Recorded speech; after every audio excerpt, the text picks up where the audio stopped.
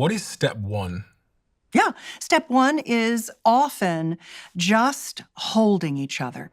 One of the techniques, I have these two techniques that come from one of my books. One of my most popular books is a book called Sexual Soulmates, because sexual soulmates are not out there waiting for you. You co-create your connection with your partner.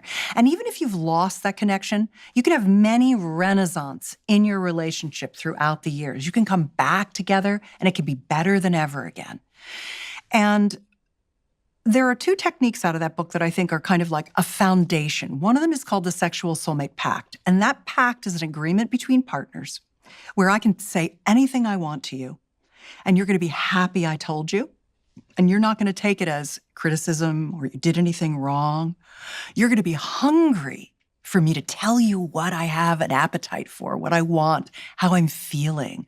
Am I a kitty cat? Do you need to hold me in your arms? Do you need to pet me? Do you need to let me release and calm down and get some things off my chest? Do you just need to provide that holding? Or am I a lioness? Do I want you to ravish me? Do I want to be pounced on? I want you to carry me to the bedroom and throw me down on the bed and rip my clothes off and tell me how gorgeous I am and eat me up? We want those things in that range all the time. But what couples forget is to start with holding and being held. Because when we do that, we generate oxytocin. And the oxytocin is kind of like the antidote to all the cortisol we're pumping out constantly with the kids and the school and the stress and the job and the politics and all this crazy stuff. We need to be held and to hold. So step one then is have the conversation, and step two is to just hold, essentially, hold each other. You don't even need to have a conversation. You can just go crawl into your partner's arms and say, and this is something that I love to teach men.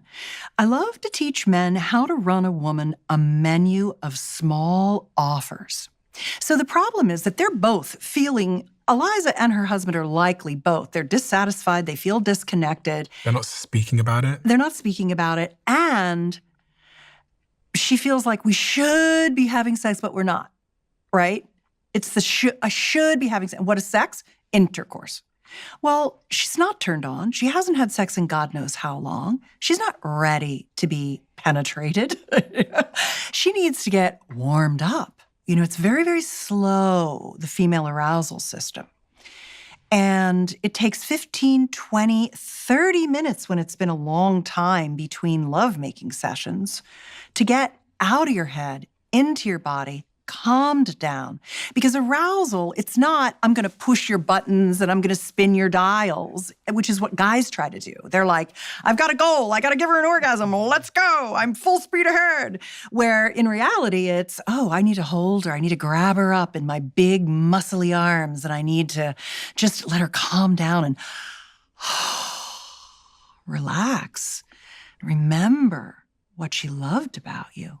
And how much she loves you, and how good you smell, and how good you feel, and how safe she feels right in this moment. You used the word should. Should is such a... What did I say? Corrosive. When you were saying we should be having... Right. How much harm do you think should does? As in, when I say should, I really mean it's a social comparison. It's like an external comparison. I've watched this movie, I spoke to my friend, they're doing it this often, they're doing it like this, so we should be doing it like them. Mm-hmm. How much harm do you think that does? Tons. I've seen it in all my relationships. I've seen... Guilt. Yeah, like the comparison to other people who are just not you, it can do so much harm. And I think in my current relationship, we've basically banned comparison. So we've banned each other speaking about our unmet needs through the lens of other people or our past relationships. Good. And I think it really helps. Yeah. I do too. I think that if Eliza stopped feeling guilty and said, okay, I'm just going to start small. And if she said to her husband, I just want to start small again. I just want to, let's crawl and then walk and then run back to lovemaking when we can. Let's acknowledge that we're in the time of our relationship when the kids make it really hard. Let's acknowledge that we want to have more intimacy together. And let's start with small offers. And then if he starts saying to her, how about Thursday night, I bring home some Chinese. We get the kids in the bath, we get them in bed, we divide and conquer, we put them down. I'll go in, take a quick shower. I'll set up the bedroom. I'll set up the nest. I'll light a candle. I'll lay out some fresh towels. I'll get your favorite lube. I'll put on the sexy playlist that you like. And all I want you to do is relax. There's no pressure to do anything. I won't be mad if we don't have intercourse.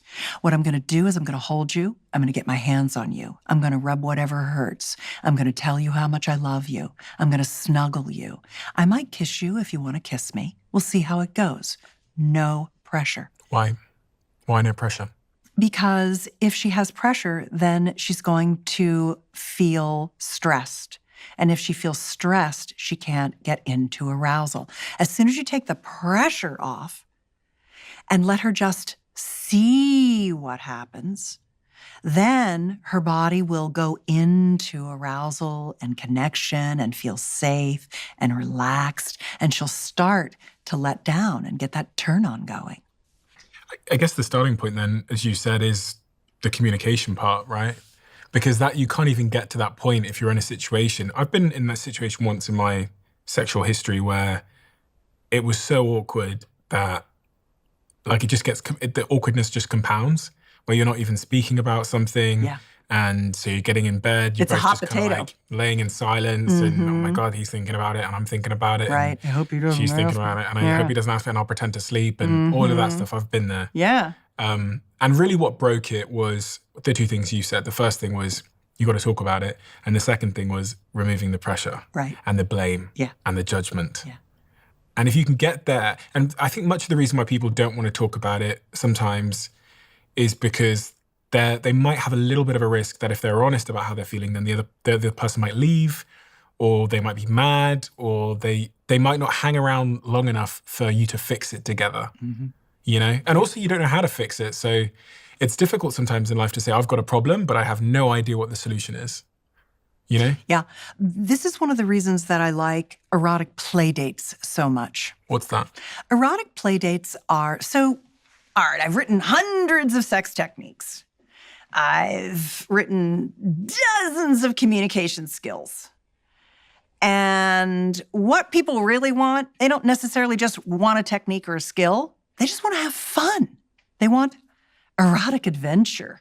I just want to have fun having sex with you. I don't want it to be like, I'm going to be finding your, G-spot or whatever. Like, that's fun. That's fun. That could be one of the things you want to do. That could be one of your erotic play dates. It's like, let's find our G-spot. Let's try this sex toy. Let's do a lingerie photo shoot. Let's have sex on the dining room table when the kids are away. Let's do whatever. When you start to think about your sexuality not as, oh, we have to grab a boob and stick it in. We have to have intercourse.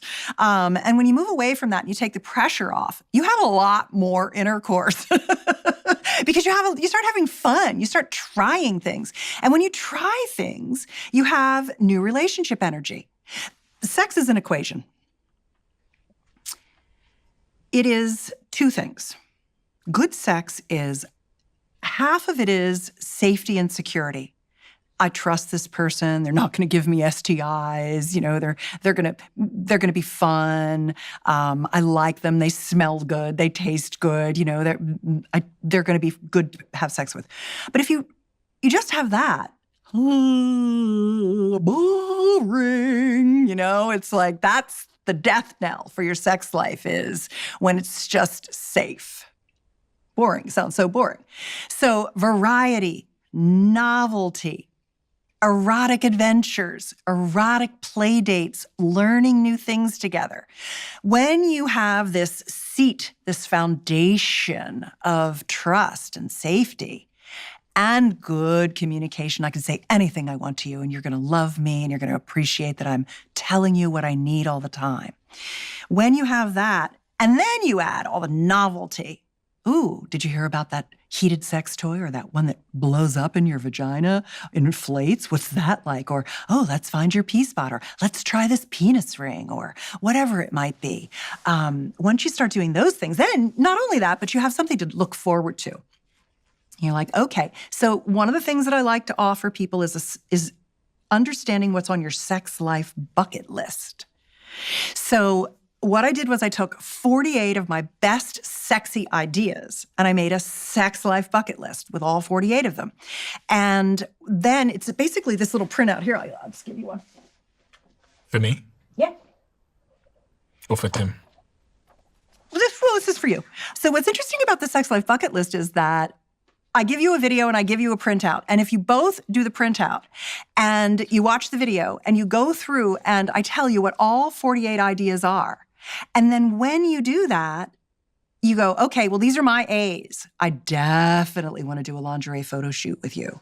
My B's are, I mean, I'd find your P-spot with you and I'm happy to do it, but it wouldn't be like on my A list. P-spot? And your prostate, your P-spot. Is that up your bum?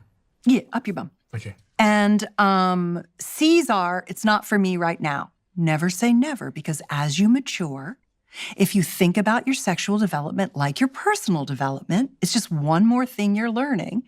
You get better and better and you increment your skills. And so what you used to look at it and go, why would anybody want to be spanked? Now you're like, oh my God, I want to be spanked.